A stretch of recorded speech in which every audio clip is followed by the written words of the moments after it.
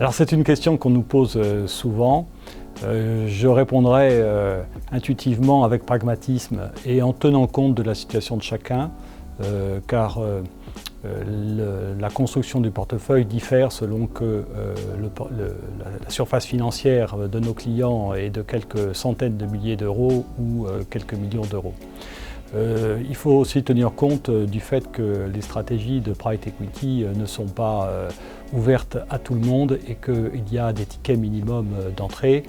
C'est très variable. Vous avez par exemple BPI France qui démocratise le private equity au travers de son fonds BPI Entreprise 1 et maintenant 2 avec quelques milliers d'euros de droits de tickets d'entrée. Et puis vous avez des stratégies beaucoup plus connues chez Ardian par exemple où le ticket d'entrée est de 5 millions d'euros.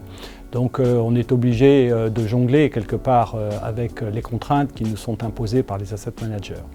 Le deuxième point qui me paraît très important, c'est de diversifier le risque des asset managers. Donc quand on construit un portefeuille, on doit effectivement s'assurer que les asset managers ne feront pas défaut dans la durée, car il ne faut pas oublier qu'un portefeuille de private equity se construit dans la durée et que certains fonds ont une durée de vie de 8 à 10 ans, voire 12 ans. Les différents axes à prendre en compte dans la construction d'un portefeuille, il y a d'abord la renommée, la réputation, le track record, le background de l'asset manager. Ça, c'est un point très important. Vous avez des acteurs clés sur le marché. On parle souvent d'Ardian, on parle également en France, par exemple, de nos amis de Partech, ex-Paribas Technologies, qui sont extrêmement forts, extrêmement réputés dans le domaine de la technologie.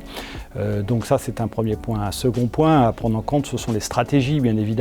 Comme l'a dit Richard, mon associé chez Expert en Patrimoine tout à l'heure, il y a de nombreuses stratégies différentes et il est clair que lorsqu'on construit un portefeuille de private equity, on doit varier et tenir compte des stratégies de chacun des fonds. On ne peut pas être mono-stratégie, il faut, pour avoir un portefeuille solide et pérenne dans le temps, accueillir bien sûr toutes ces stratégies dans le portefeuille. Le troisième élément, c'est aussi les millésimes, parce que bien évidemment, vous allez trouver par exemple chez Partech, sur une stratégie d'amorçage ou sur une stratégie de croissance, vous allez trouver un millésime 1, un millésime 2, un millésime 3, un millésime 4. Et bien évidemment, la probabilité pour que la performance de chaque millésime soit identique est relativement faible, puisqu'elle dépend essentiellement des actifs qui sont sous-jacents de chacun des fonds. Donc ça, c'est un point qui est extrêmement important aussi. Et puis aussi le type d'entreprise qui est visé par le fonds, puisque vous avez des fonds de croissance qui vont viser des entreprises en développement, qui sont déjà constituées avec un EBITDA formé et un chiffre d'affaires déjà conséquent. Puis vous avez des stratégies plutôt dirigées vers des entreprises de taille plus importante,